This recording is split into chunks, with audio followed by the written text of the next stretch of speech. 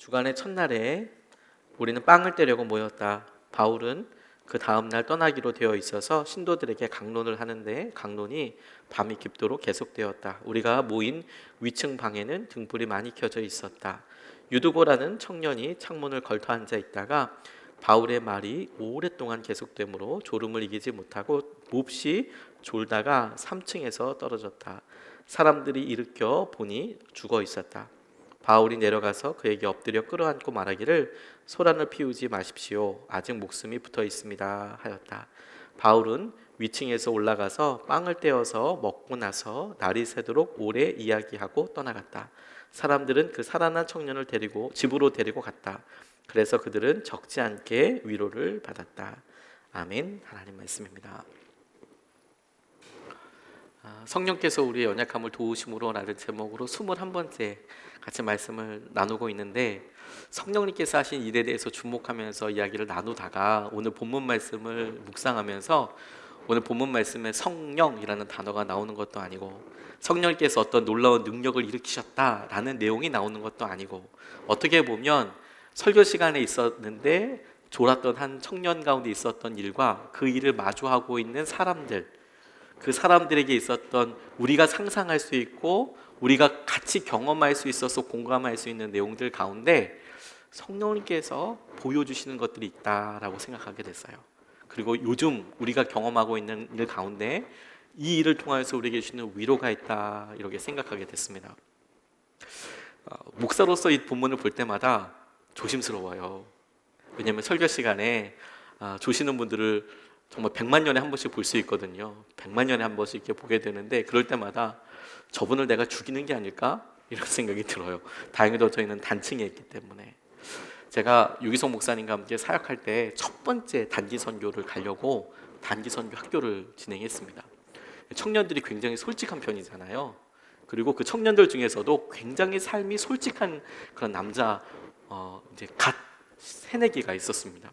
부끄럽고 그리고 어려운 게 없는 그런 아주 자유로운 영혼이었어요. 말도 아주 편하게 하고. 고등학교에서 이제 딱 대학을 처음 들어왔죠. 용민이라는 친구였거든요. 아주 사랑스러운 남자 청년이었죠. 한 10명, 15명 단기 선교 가나요? 그 단기 선교 한다고, 단기 선교 학교 한다고 이제 모여서 강의를 듣는데, 그 첫 번째 강의 시간이 유기성 목사님이셨어요. 유기성 목사님인데 쭉 앉아서 조그만한 방에서 앉아서 이제 강의를 듣는데, 우리 용민이가 제일 앞에 강대상 앞에 딱 앉게 됐습니다. 그런데 이게 조금 지나고 나서 이 아이가 육체적으로 반응하기 시작하는 거예요. 그래서 맨 뒤에 있었던 권사님, 함께 가시던 권사님 한 분이 막 포복으로 이렇게 가셔서 쿡 찌르고 일어나시고 여기 가셔서 쿡. 안 그러면 걔가 목이 부러질 것 같았거든요. 이렇게 목이 완전 돌아가 있는데, 와, 저건 목이 부러지겠다. 저러다가 어떻게 저 자세로 이렇게 정신이 나갈 수 있지? 그래서 유두고뿐만 아니라 와, 저렇게도 죽을 수 있겠다, 이런 생각이 들었어요. 나중에는 그 권사님의 열심에 대해서 유기성 목사님이 그만하시라고, 조는 것도 하나님의 뜻일 수 있다고 그렇게 얘기하시고도 계속 이제 그런 일이 진행이 됐지만, 제게도 이렇게 보면 진짜 100만 년에 한 번씩 이렇게 오시는 분들 보면 이 말씀이 제일 먼저 생각나기도 해요. 그런데 저는 오늘 이 말씀에서 설교 시간에 있는 이런 유머나 조크처럼이 아니라, 우리가 무엇을 집중하고 있는지, 그 집중하다가 교회 가운데 생기는 일로 인하여서 실망하게 될 때, 우리가 무엇을 집중하고 있었는지가 드러나게 될 때 우리의 반응에 대해서 우리가 유두고를 통해서 생각해 볼 수 있겠다고 생각하게 됐어요. 밥 쇼그넨이라는 선교사님이 미국에서 이제 설교를 하기 위해서 이렇게 오셨다가, 낯설 거 아닙니까? 선교사님이니까 그 동네에 오랫동안 살았던 것은 아니고 집회 장소까지 가게 되는데, 설명을 듣고 차를 빌려서 이렇게 가세요, 이렇게 가시면 됩니다. 내비게이션이 요즘은 다 있지만 그때는 조금 내비게이션이 일반화되지 않았을 때니까 설명을 잘 해주신 거예요. 이렇게 가다가 디트로이트에서 빠져서 이렇게 가시면 그러면 집회 장소에 가실 수 있으십니다. 이런 이야기를 듣고 이제 출발을 했습니다. 미국은 우리보다 굉장히 땅덩어리가 크잖아요. 그래서 어디 요만큼 가요 그러면 굉장히 멀어요. 제가 권영원 목사님이랑 함께 이렇게 통화하다가 저보고 놀러 오래요. 지금 미국에서 목회하시는 목사님 한 분이 계시거든요. 이게 덩치도 있고 저희가 그분 되게 솔직하고 그래서 친밀하게 지내고 그랬거든요. 또 제 옆자리기도 하고 그리고 같은 부서를 맡기도 해서 친하게 지냈었는데 이제 미국에서 전화가 왔어요. 놀러 오라고.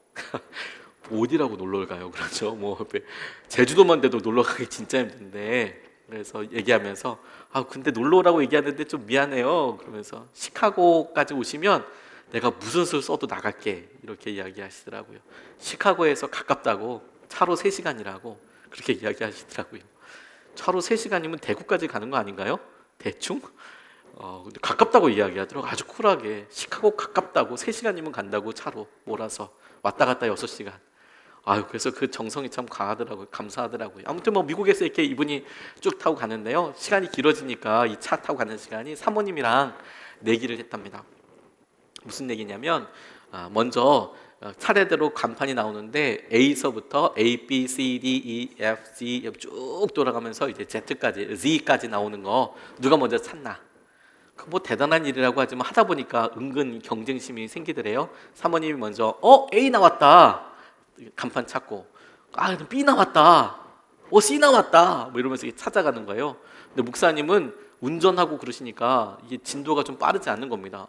버버버버 걸리고 있는데 이제 본인도 A자를 찾아야 되는데 먼저 찾으면 그 사람이 그거 찾고 넘어가는 거니까 쭉 가다가 사모님이 Q에서 걸린 거예요. Q에서 아무리 생각해도 Q가 나올 게 별로 없더래요. 그 사이에 이 선교사님도 열심히 운전하면서 A 찾고 B 찾고 C, D, E, F, G 다 찾았어요. 그리고 Q까지 따라온 겁니다. 대역전 드라마. 그리고 먼저 이 선교사님이 Q자로 시작하는 단어를 찾으셨대요. 운전하다가 그 표지판 중에서 지나가는 가게 이름이든 뭐 도로 이름이든 그래서 Q자 찾아서 너무 기뻐했대요. 역전했다고.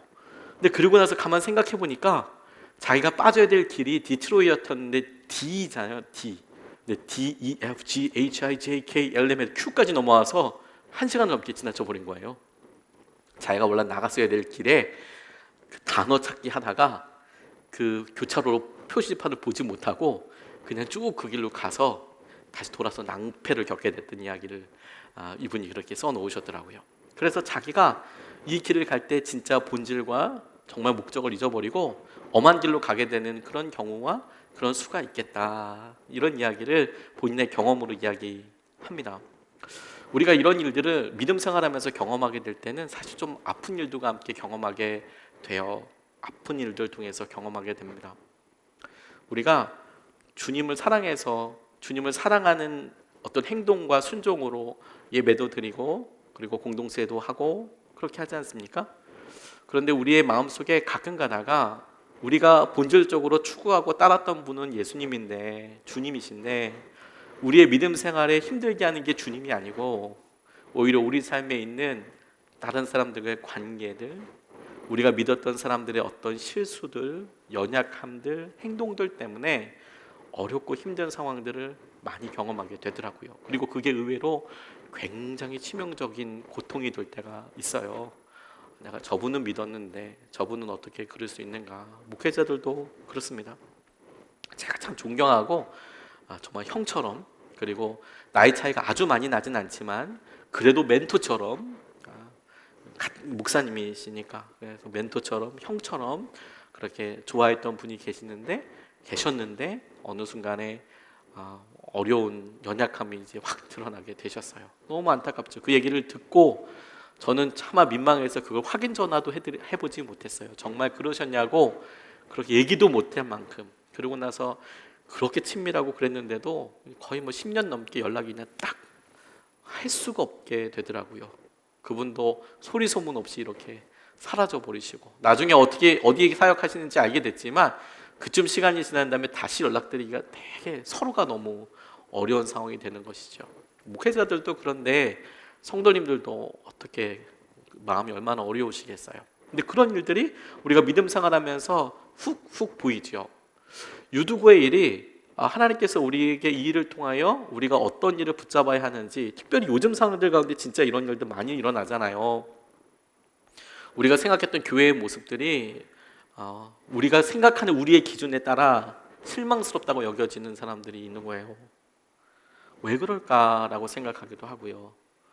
그러니까 우리의 자신의 모습이 건강하다, 중심이다를 떠나서 우리 각자가 다 다른 생각을 가지고 있는데, 다 다르고 생각을 갖고 있는 사람들이 서로를 보기에 이렇게 안 해줬으면 좋겠는데, 이런 모습들이 서로가 있고, 그러면서 서로 갈등이 일어나는 부분들, 해결하는 부분들을 보면서 오히려 큰 상처가 있게 되는 거죠. 중요한 일들 많았을 텐데 놓치게 되는 거예요. 목회자도 그렇고요. 오늘 바울의 전도 여행 가운데 안타까운 일이 바로 그와 같았습니다. 전도 여행이잖아요. 더군다나 예배잖아요. 어떤 믿음 생활에 있어서 최고 핵심이 될 만한 일이잖아요. 그런데 그곳에 안타까운 일이 생긴 거예요. 정말 어처구니 없는 안타까운 일이 생겼습니다. 9절 말씀을 보면 유두고라는 청년이 창문에 걸터 앉아 있다가 바울의 말이 오랫동안 계속되므로 졸음을 이기지 못하고 몹시 졸다가 3층에서 떨어졌다. 사람들이 일으켜 보니 죽어 있었다라는 내용입니다. 그가 창문에 걸터 앉아 있었대요. 3층이었다고 이야기하니까 꽤 높은 곳이었을 텐데 걸터 앉아 있었다.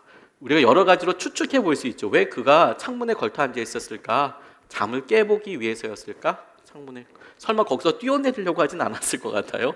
빨리 집에 가기 위해서도 아니었을 거고, 아마 졸렸으니까 거기 걸터 앉아서 들어보려고 하지 않았을까? 저는 그렇게 생각했어요. 또 오랫동안 길어지게 되니까 그가 그것에 좋은 자리는 좀 존경을 받아야 될 분들, 자매님들이나 혹은 나이가 좀 있으신 분들이나 어린 아이들이나 좋은데 사람들한테 양보하고 그쪽으로 가지 않았을까? 이런 생각도 해보게 되고요. 그가 창문에 앉아 있었다가 떨어지게 됐다라는 겁니다. 예배 시간이었고요. 그때 강론하고 있었다, 설교하고 있었다, 이제 그런 이야기이죠. 이런 상황들이 얼마나 우리를 당황하게 할까요? 우리가 짧게 나와 있는 이 사건의 묘사 통해서 우리가 그냥 이 성경 말씀에는 그렇구나, 떨어졌구나, 사람들이 우리를 몰려갔구나, 얘기하고 다시 이렇게 됐구나, 이런 짧게 나와 있는데, 실제로 우리가 예배나 믿음 생활 가운데 경험하게 될 때는 오히려 이 사이의 간극이 굉장히 설명하는 말이 많아집니다.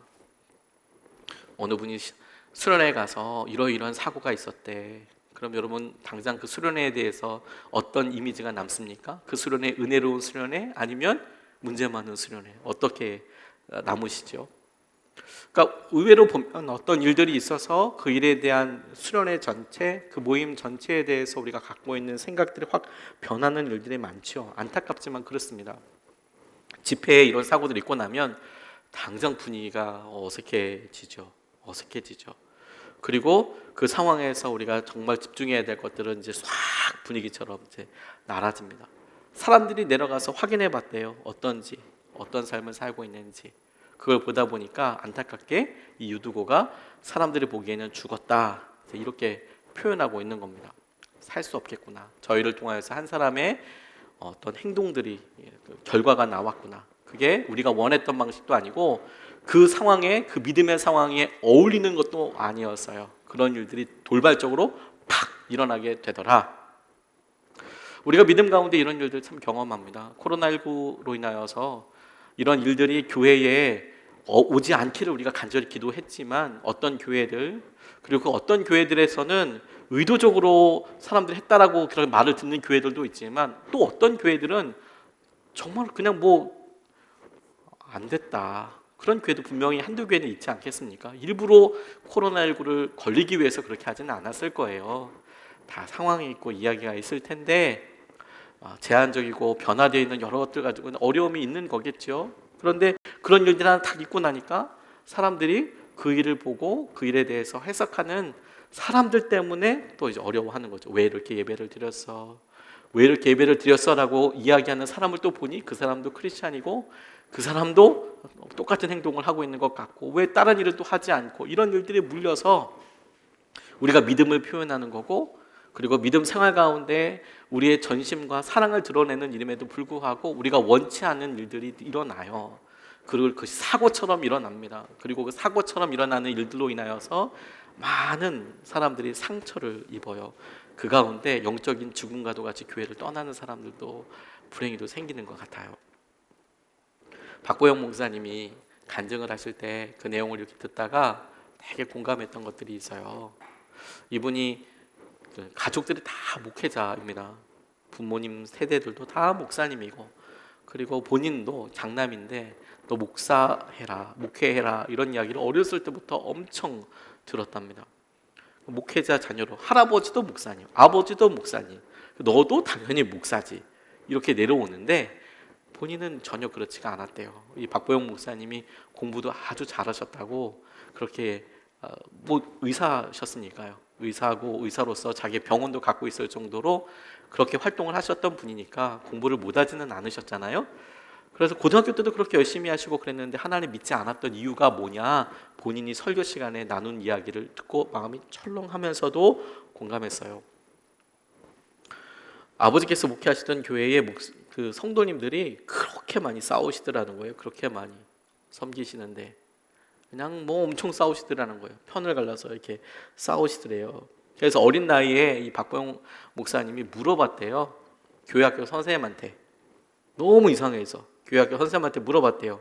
선생님, 싸우면 천국 가요, 지옥 가요? 싸우면 천국 가요, 지옥 가요? 그러니까 어린아이가 물으니까 그렇게 단편적으로 물어봤겠죠. 싸우면 천국 가요, 지옥 가요? 그랬더니 선생님이 고민하지 않고 바로 얘기했대요. 지옥 간다고.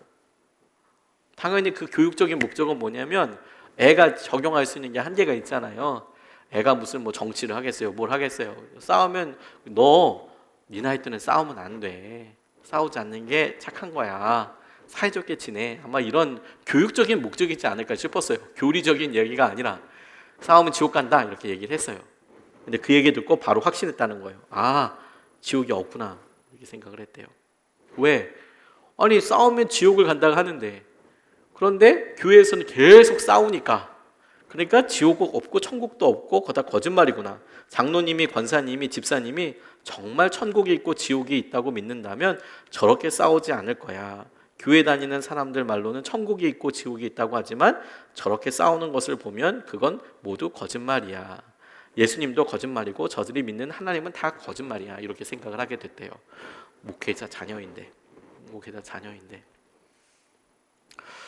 시험과 유두고가 떨어지는 사건들은 어느 날 갑자기 이렇게 훅 일상 가운데 들어오죠. 우리의 삶에 낙심이 되고 실망이 될 때 왜 우리 가정에는 이런 일이 일어날까요? 왜 내가 믿었던 사람들 이렇게 이런 일을 당하게 될까요?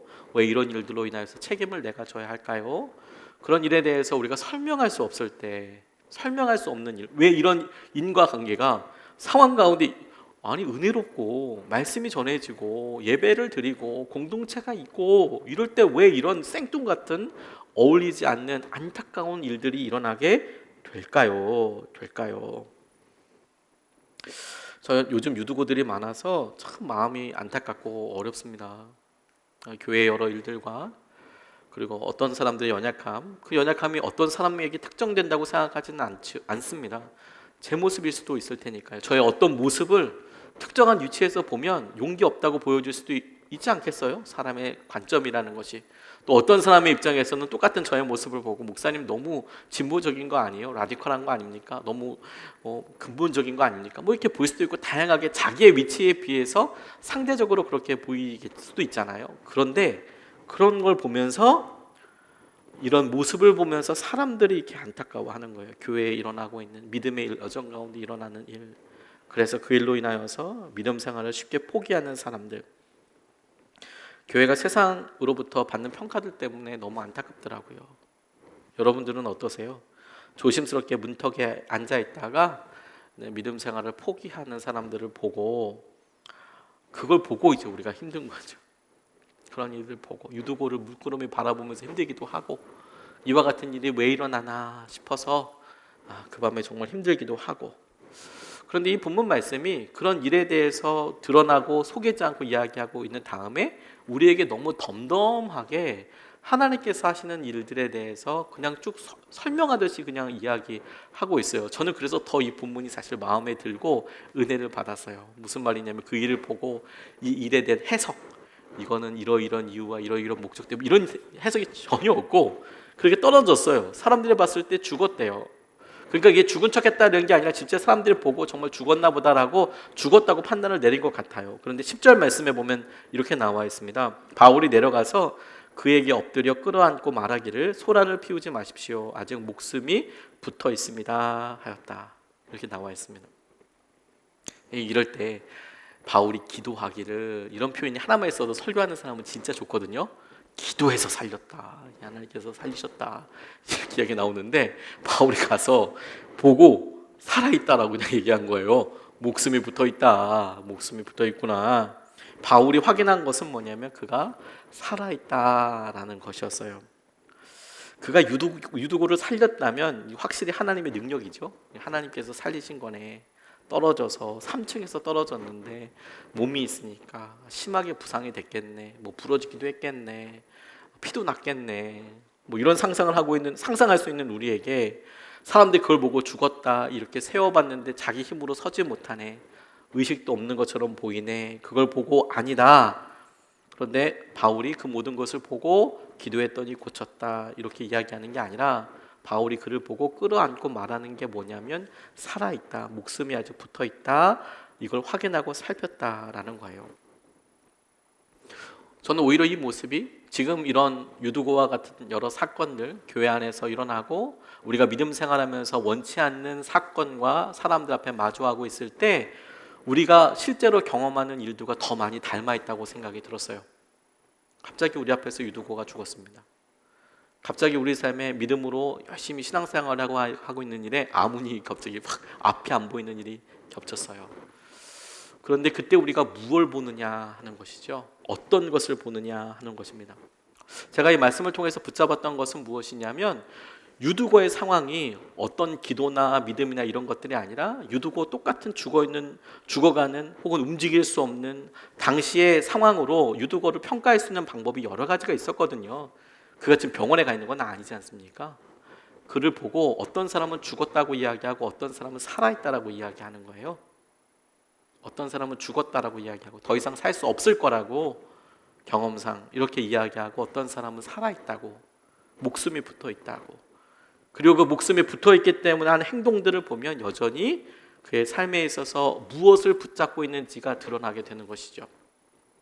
믿음은 어떠한 상황에서든 죽음과 멸망과 사망을 바라보는 것이 아니라 생명과 활기와 생기와 은혜를 바라보는 거예요.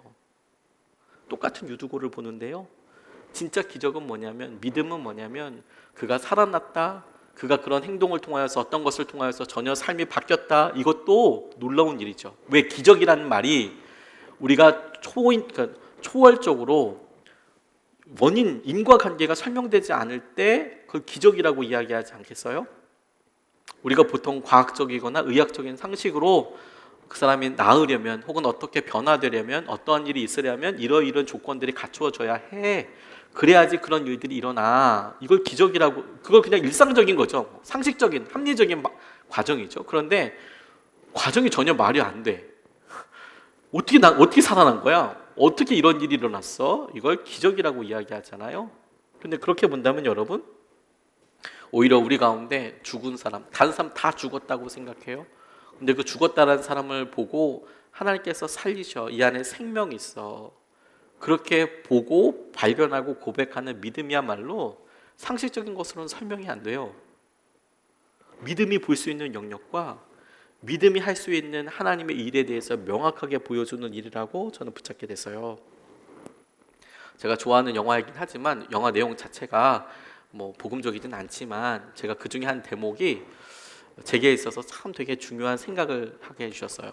하게 해줬습니다. 라스트 사무라이라는 영화인데요, 탐 크루즈가 나오는 영화입니다. 거기에 네이선 알그렌이라는 모습으로, 그리고 가츠모토 모리츠고라는 일본 사람이 나와서 이렇게 하는 영화입니다. 그 영화 원래 배경이 되는 사람은요, 사이고 다카모리라고 한국에 있어서는 좀 나쁜 사람이에요. 이 사람이 정한론이라고 해서 한국을 점령해야 된다고 이렇게 이야기했던, 대표적으로 우리나라 입장에서는 조금 마음에 걸리는 사람 중에 하나인데, 그 사이고 다카모리라는 사람을 배경으로 해서 그 영화를 만들었대요. 영화니까 미화된 부분도 많고 당연히 그렇겠죠. 근데 그 감독이 맨 마지막에 표현하는 장면을 보는데 제가 참 되게 생각을 많이 하게 됐어요. 뭐냐면 사무라이 군대들 다 죽어요. 그리고 일왕에게 가서 이 쇼그렌 알그렌 네이선 알그렌 대위가 그 사무라이가 갖고 있었던 검을 이렇게 건네주는 장면이 있어요. 맨 마지막 장면에 이렇게 건네줍니다. 근데 그럴 때 일왕이 이야기해요. 모든 일들이 다 결정된 다음에 그 사람이 어떻게 죽었는지 내게 알려달라고. 왜냐하면 일본 사람들에게 있어서 그가 장렬하게 장수로서 죽었는지, 그래서 그들이 전통적으로 하는 어떤 죽음의 형태, 이런 것들에 대해서도 이제 묘사하고, 그가 얼마나 당당했는지, 어떻게 당당한 죽음을 가졌는지, 이런 일에 대해서 그 자랑처럼 문화처럼 갖고 있었던 것에 대한 그걸 기초로 해서 이야기하는 거겠죠. 그 사람이 어떻게 죽었는지 내게 알려달라고, 얼마나 당당하게, 얼마나 훌륭하게. 그런데 이 네이선 알그렌 대위가 이런 이야기해요. 그 사람이 얼마나 어떻게 죽었는지가 아니라 그 사람이 어떻게 살았었는지를 말해주겠다고. 그 사람이 어떤 삶을 살았는지에 대해서 말해주겠노라고. 저 진짜 멋있더라고요. 좀 그거 보다가 내가 어떻게 죽었지, 내가 어떤 죽음이었지, 그 죽음의 순간을 기억해 주는 것도 고맙긴 하겠지만 내가 어떤 삶을 살았지, 그리고 내가 했던 행동들은 무엇이지. 똑같은 한 사람의 삶을 보더라도 어디에 중심을 두고 어디에 마음을 두는지에 따라서 너무도 다른 차이가 있을 수 있다는 것을 그때 그 영화 보면서 생각하게 됐어요. 믿음도 똑같지 않을까 싶습니다. 유도고를 보고 너무 안타깝죠. 안타까운 모습들을 보고 우리가 아파하는 것은 어쩌면 당연한 일일 수도 있어요. 그런데 하나님께서 바울을 통하여서 우리에게 그냥 뚝 잘라서 보여주시는 것은 뭐냐면, 바울은 그가 무엇을 보고 어떤 기준으로 생명이 있다는 것을 알았다, 이런 설명도 없잖아요. 다만 그가 보고 있는 것은 뭐냐면 똑같은 유두고를 보고 살아있다라고 생각하고 있었다는 거예요. 그리고 그것이 지금 우리에게 하나님께서 주시는 말씀이고 길이라고 저는 아주 단순하게 붙잡았어요. 넌 이것이 죽은 것으로 보이냐? 하나님께서 마른 뼈들 앞에 에스겔을 데려가시고 너 이거 어떻게 보이냐? 말랐습니다, 주님. 살겠냐? 모르겠네요. 모르겠습니다, 주님. 대언해라. 생겨. 대언해라. 그리고 그들 붙어서 하나님의 엄청난 군대가 되는 그런 환상을 보게 되죠. 에스겔의 마른 골짜기에 있었던 일들입니다. 메마른 바짝 마른 뼈들이 그렇게 하나님의 군대가 되는 것들을 우리에게 보여주시죠. 주님께서 지금이야말로 우리에게 그런 놀라운 은혜와 도전을 하신다고 생각하게 됐어요. 오늘 제 4차 40일 특별 새벽 기도회가 끝났습니다. 이사야서를 마쳤어요. 얼마나 감사한지 몰라요. 저 이사야서 처음 시작할 때 사실 좀 고민했거든요. 어렵지 않을까? 이런 생각들을 좀 했어요. 조금 어렵지 않을까? 이사야서는 본인이 갖고 있는 그 예언서들은 이 예언자들이 갖고 있는 그 보이스라는 게 있어요. 목소리, 톤이 있습니다. 그래서 멸망에 대해서 이야기할 때는 굉장히 이제 격정적으로 이야기를 해요. 그리고 이제 위로에 대해서 이야기하실 때는 되게 부드러운 사랑과 은혜로 이야기를 해요. 그래서 톤이 계속 바뀌어요. 음악으로 이야기하면 이 멜로디와 진행 방법이 굉장히 달라요. 그러다 보니까 똑같은 절을 읽어가더라도 어떨 때는 막 격정적으로 가다가 어쩔 때는 진짜 당장 죽일 것처럼 분노가 막 나오다가 그 다음에 갑자기 위로로 바뀌고 막 그런 것들이 나와요. 이걸 내가 잘할 수 있을까? 이런 생각을 좀 이제 하게 됐는데 오히려 말씀 전하면서 너무 저에게 큰 위로가 됐어요. 하나님께서 다그치시면서 너 멸망할 거야 라는 것도, 그 격정적인 분노와 그 분의 마음도 하나님께서 이스라엘 우리를 사랑하시는구나, 하나님께서 마침내 매를 들어서 이제 치시겠다라고 이야기할 때에도 하나님께서 사랑의 매를 지시는 거구나, 하나님께서 위로하실 때에도, 하나님 우리에게 함께 하신다고 약속하실 때에도 이게 우리에게 그런 놀라운 은혜이고 말씀이겠구나. 그런데 오늘 마지막에요, 하나님께서 이사야서 전체 마지막에 이런 말씀을 써두시고 우리에게 도전하시더라고요. 이사야 66장 22절 23절 말씀에 보면, 내가 지을 새 땅과 새 하늘과 새 땅이 내 앞에 늘 있듯이 너희 자손과 너희 이름이 늘 있을 것이다. 주님의 말씀이시다. 매달 초하루와 안식일마다 모든 사람이 내 앞에 경배하려고 나올 것이다. 이렇게 이야기하고 있는 거예요.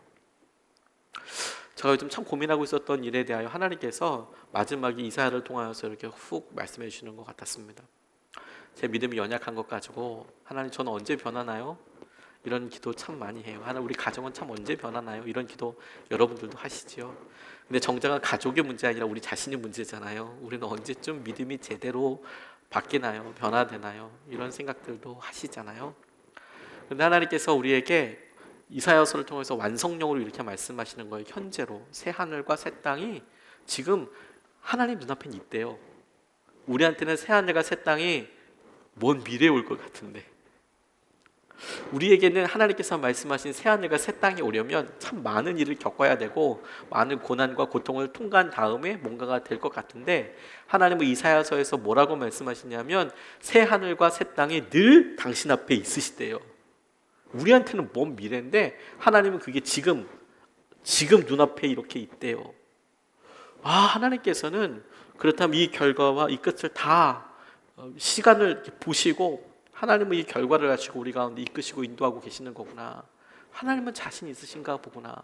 나도 이렇게 연약하고 이렇게 힘든데 하나님 우리 가정과 우리의 연약한 육신을, 우리의 삶을 새 하늘과 새 땅이라는 관점에서 이미 현재처럼 보고 계시는구나. 더 놀라운 것은요, 우리의 이름과 우리의 자손의 이름을 늘 그렇게 보고 계신대요. 여러분들 혹시 여러분들 손주 이름 아세요? 정해 놓으셨습니까?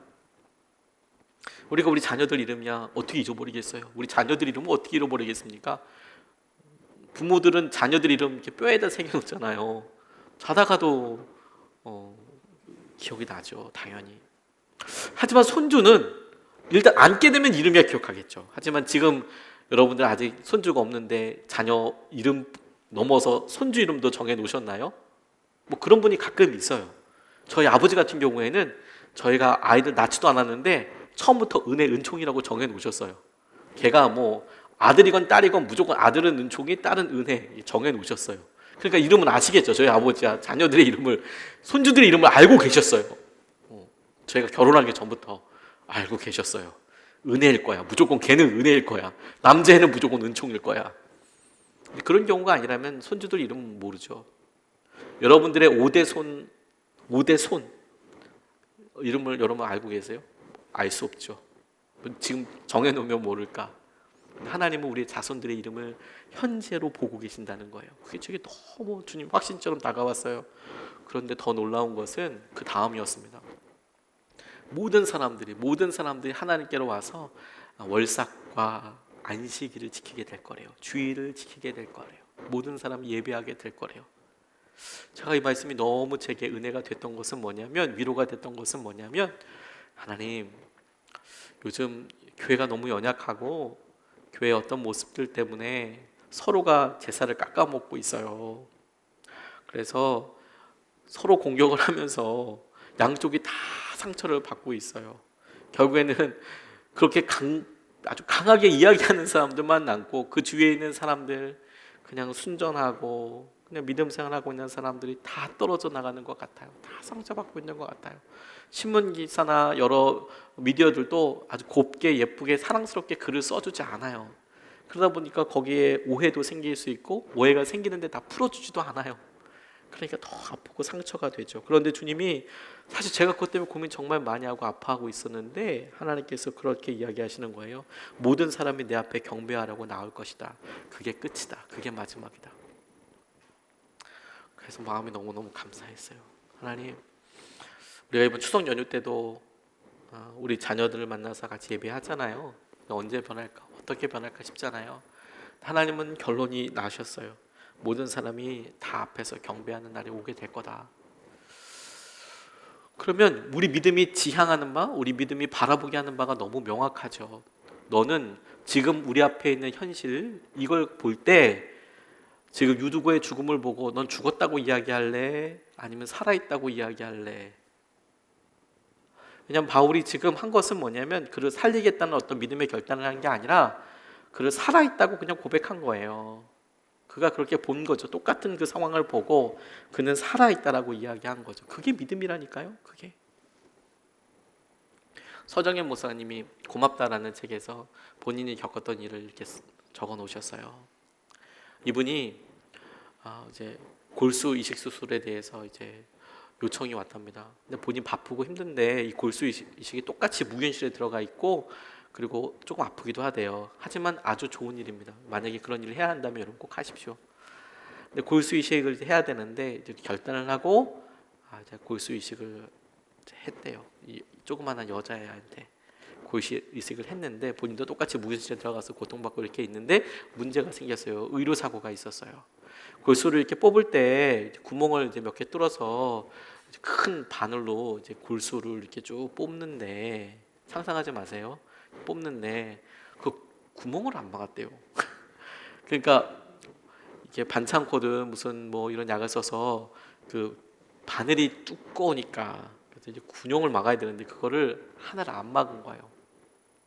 이분이 이제 무균실에서 이렇게 해서 누워 있는데 꼼짝도 못 하고 누워 있는데 힘이 없어요. 어지러울 수 있어요. 그래서 그런가 보다 하고 누워 있는데 본인이 이렇게 누워 있으니까 잘 모르는 거예요. 등 뒤로 피가 막 그냥 엄청나게 막 그냥 철철철철. 그게 몇 시간이 그냥 계속 이렇게 나온 거죠. 뭐 콸콸콸콸 나오는 정도는 아니어도 등이 열려 있으니까 그 등으로 이제 피가 막 계속 나와서 왜 이렇게 어지럽냐 일어나려고 이렇게 얘기하는데 왜 이렇게 어지럽냐 이런 상황에서 이제 발견이 된 거예요.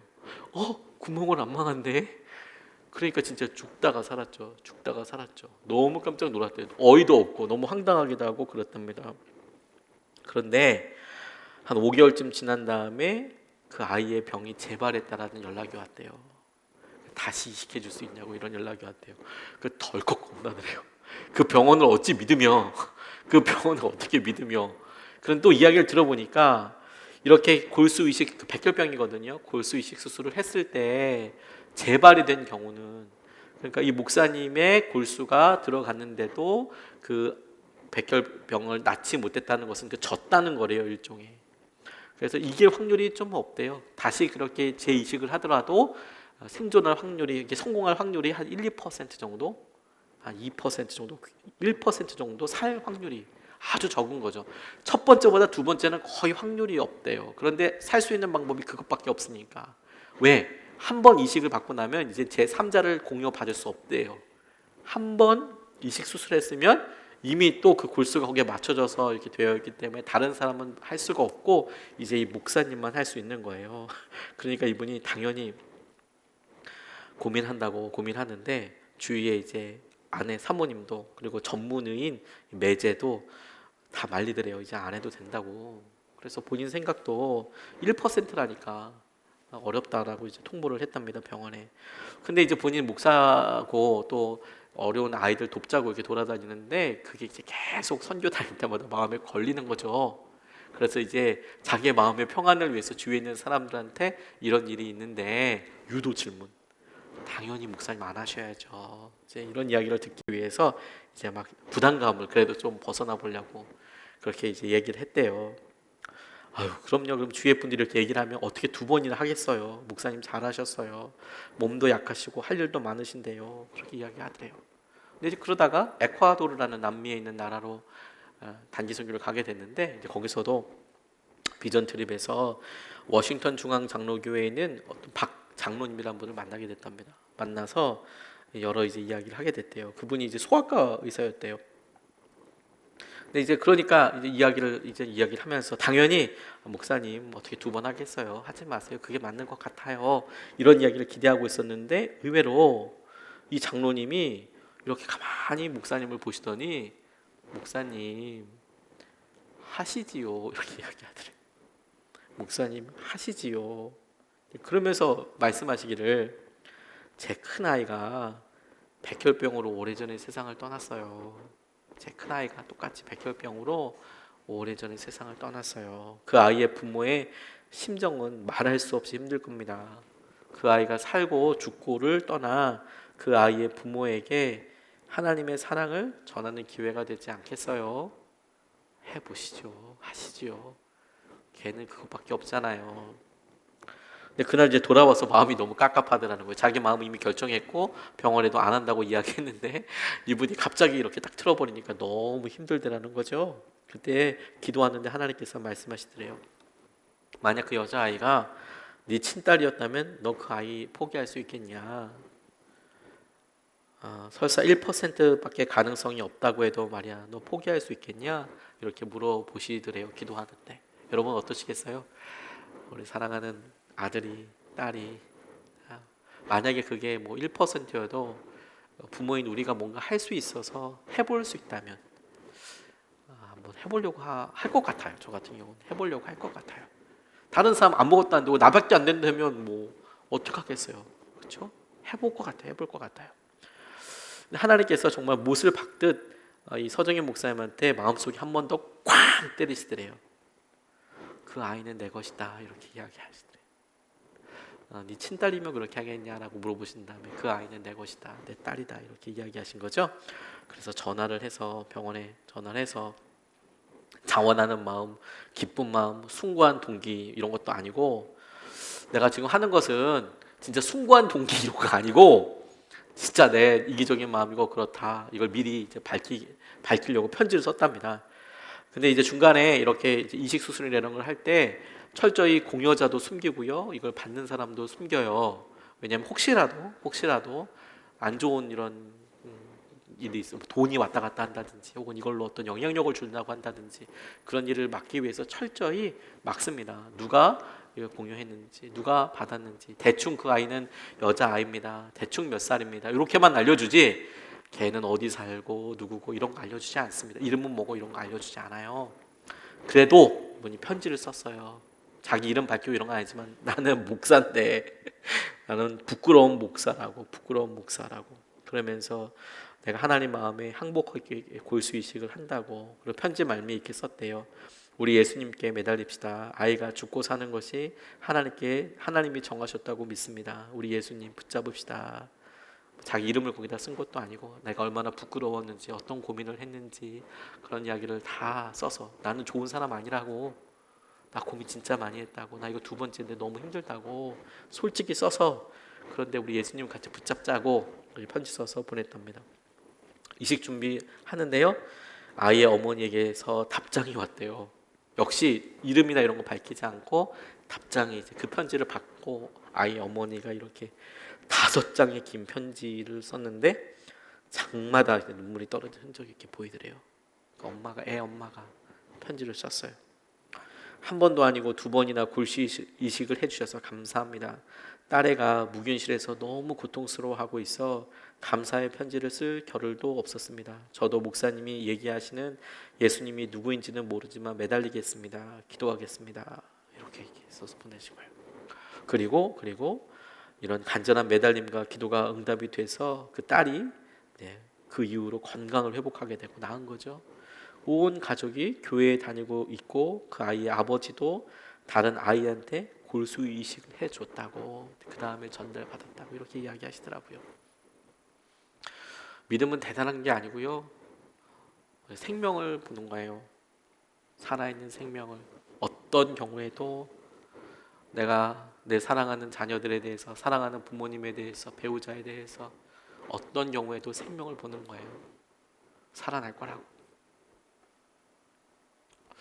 저는 이게 우리 믿음 실제 모습과 더 많이 닮았다고 싶어요. 뭔가 해서가 아니라요, 어떤 능력이 믿어져서가 아니고요, 실제 뭔가 일어나서가 아니고요, 다른 사람들 다 죽었대요. 회복되지 않을 거래요. 떠났대요. 안 된대요. 근데 믿음은 끝까지 아니, 살아있어요. 살아날 거예요. 돌아오게 하실 거예요. 붙잡아 주실 거예요. 그걸 바라보는 게 믿음이에요. 그걸 바라보는 게 주님의 시선이에요. 죽은 걸로 봤으면, 우리가 보여지는 행동으로 그것을 보고 그냥 죽었는지 살았는지만 판단했으면 그리고 여러분들은 뭐 처음부터 팔딱팔딱 살아 계셨습니까? 여러분들의 모습을 보고 돌아올 거라고 누가 생각할 수 있었겠어요? 근데 우리에게 돌아왔잖아요. 믿음은 적어도 누군가 우리 주위에 유두고와 같이 안타까운 사람을 봤을 때 믿음은 끝까지 그 사람 가운데 생명을 보는 거예요. 주님이 우리에게 그렇게 하셨듯. 그래서 그 생명을 보고 기도하는 겁니다. 그리고 그 생명을 주님 앞에 올려드리는 거예요. 그 생명을 우리에게 주님께서 원하시는 믿음이요. 그러면 주님께서 우리 가운데 주님께서 하실 일들을 이루어 나가세요. 제가 이 본문이 짧지만 묵상하면서 제게 울림이 됐다고 하는 게 뭐냐면, 진짜 실생활이랑 너무 비슷해서 그래요.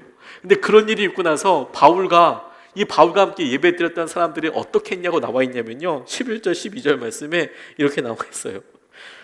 바울이 위층으로 올라가서 빵을 떼어서 먹고 나서 날이 새도록 오래 이야기하고 떠나갔다. 사람들은 그 살아난 청년을 집으로 데리고 갔다. 그래서 그들은 적지 않게 위로를 받았다. 이렇게 나와 있어요. 와, 요게 조금만 그 살아난 유두고에 대한 묘사가 있었다든지 되게 궁금하잖아요. 3층 떨어졌는데 얼마나 다쳤는지, 죽었다라고 사람이 얘기할 수 있을 정도로 그렇게 했는데 어떻게 살아난 건지, 도대체 얼마만큼의 시간이 걸려서 회복된 건지. 저는 이렇게 말씀 볼 때마다 막 상상하는 타입이거든요. 이게 말씀이 지금 도대체 어떤 상황인가, 어떤 맥락인 거지? 이렇게 상상하고 이제 그려지는 게 너무 재밌고 은혜롭고 행복하고 그래요. 근데 이 유두고에게 있었던 일을 딱 생각해 보면 굉장히 빈 공간이 많은 거예요. 떨어졌어, 사람이. 우르르 내려갔어. 다 죽었대. 그런데 믿음의 사람이 봤을 때는 살았대.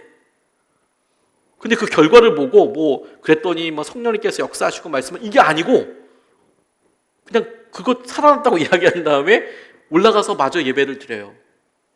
그러니까 빵을 뗐다라는 표현은 뭐냐면 밥 먹었다, 식사했다라는 게 아니라 식사이기도 하지만 그들이 처음에 빵을 떼기 위해서 모였다라는 말이 명확하게 나타나는 것은 뭐냐면 예수님께서 빵을 떼시면서 나를 기념하라 라고 하셨잖아요. 그러니까 성찬식을 하고 예배드리고 있었던 상황인 거예요. 그리고 이 빵이 어떤 의미인지, 이 포도주가 어떤 의미인지에 대해서 설명하고 그분이 하셨던 일, 약속, 그리고 우리 가운데 어떤 일을 이루실지에 대해서 이제 강론하는 거거든요. 그걸 밤새도록 한 거예요. 빵을 밤새도록 먹을 수는 없지 않습니까? 빵을. 그래서 그 얘기를 하는 거예요. 그런데 지금 죽었어요. 그래서 지금 이 죽은 청년 어떻게 했는지도 모르겠어요. 그런데 말씀은 바로 초점을 어디다 맞추고 있냐면 바울과 함께 예배했던 사람들이 다시 3층에 올라가서 그들이 여전히 했던 예배를 계속 드렸다. 그들이 여전히 마주했던 일상을 계속 드렸다.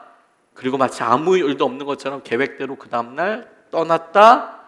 그런데 유두고는 살아났다.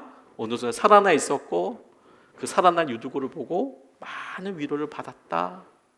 저는 이게 이렇게 읽혀지고 이렇게 붙잡았어요.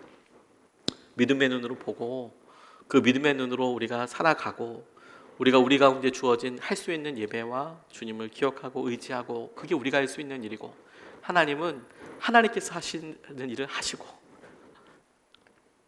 하나님은 유두고를 붙잡으시고 유두고를 살리시고 하나님 유두고를 통해서 당신이 가지고 계셨던 계획을 이루시고 그건 하나님의 일이고 우리가 지금 할 수 있는 것은 그를 싸매고 붙잡아서 어떻게 해서 살린다 만다 이런 게 아니고 그가 지금 유두고와 같이 이런 안타까운 일이 일어났을 때 마저 하려고 했던 예배와 우리 삶에 있었던 여러 일들을 보고 그 일에 대해서 함께 나누고 그리고 그의 일상이 이렇게 하나님께서 하시는 것들을 보게 되는 거 저는 이게 진짜 기적이지 않을까 싶어요.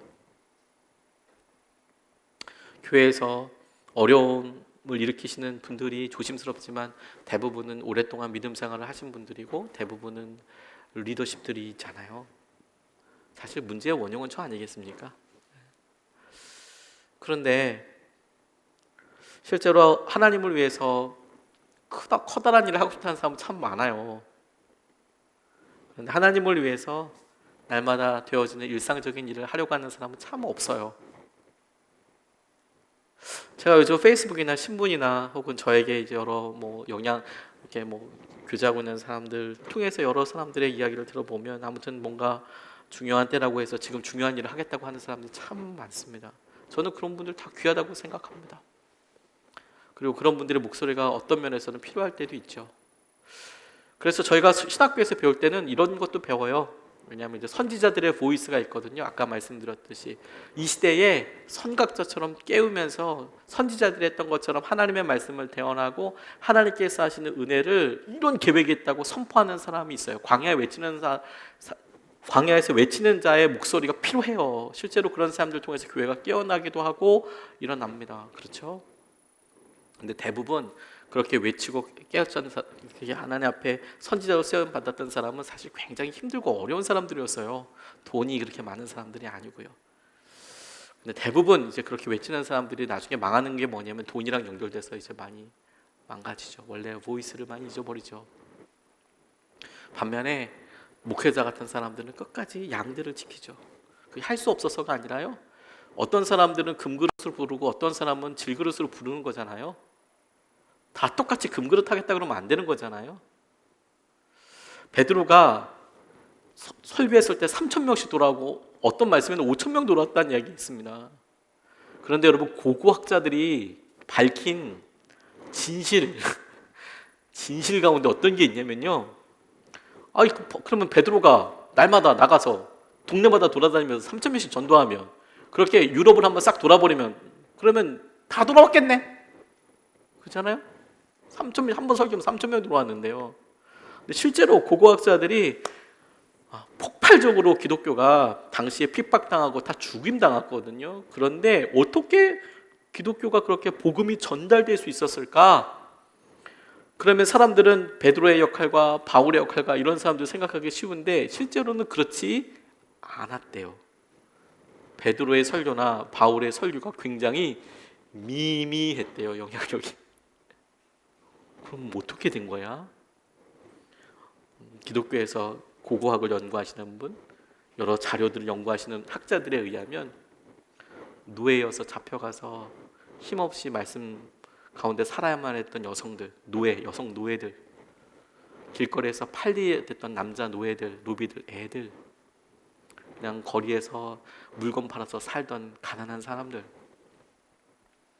강제 이주 당해서 저쪽으로 끌려가가지고 이게 노비인지 자유인지 모를 만큼 가난하게 살았던 사람들, 실제로 그 사람들이 시장에서 이렇게 사람들 전도하고 이야기하고 했던 것들이 어마어마한 열매들이 됐다라고 이야기를 하더라고요.